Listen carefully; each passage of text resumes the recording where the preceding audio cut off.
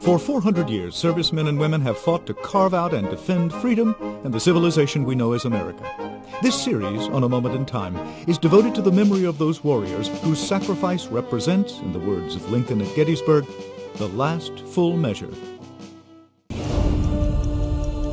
A Moment in Time with Dan Roberts.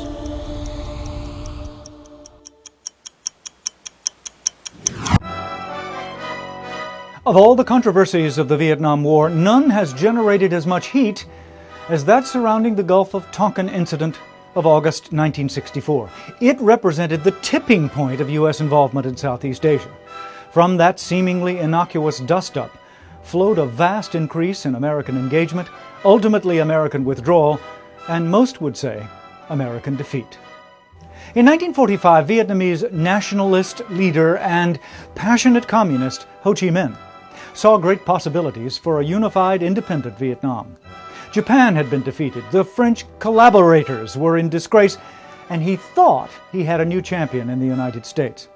Using the stirring words of the American Declaration of Independence in his own declaration, Ho hoped to solidify U.S. support for an independent Vietnam, which he thought he had secured as he worked against the Japanese during the war with the OSS, the Office of Strategic Services, the precursor of the CIA.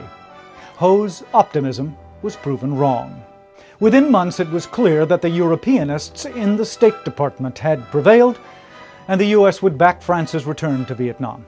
American support grew both financially and then with troops over the next 2 decades. First France, then the corrupt and ineffective South Vietnamese government of Ngo Dinh Diem, then the generals who overthrew him and murdered Diem and his brother, felt the increasingly assertive presence, power, and purse of their American patrons. By summer 1964, the U.S. engagement in Vietnam was intense. Over 20,000 military advisors were present to prop up the shaky government of the generals, and off the coast, the Navy patrolled South and North Vietnamese waters, providing intelligence, occasional fire and logistic support for offensive operations by the South Vietnamese, and airstrikes. In early August, destroyer USS Maddox, a part of De Soto Patrol and intelligence gathering watch in the Gulf of Tonkin off the coast of North Vietnam, was on station in international waters at all times, at least 16 miles out to sea. On the early morning of the 2nd of August, the ship intercepted a clear attack command on enemy frequencies. Several hours later, 3 North Vietnamese torpedo patrol boats entered an attack pattern clearly aimed at Maddox.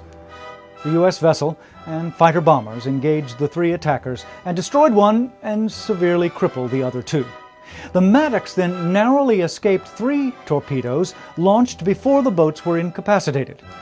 Next time, a second attack, maybe, and permission to go to war. At the University of Richmond, I'm Dan Roberts.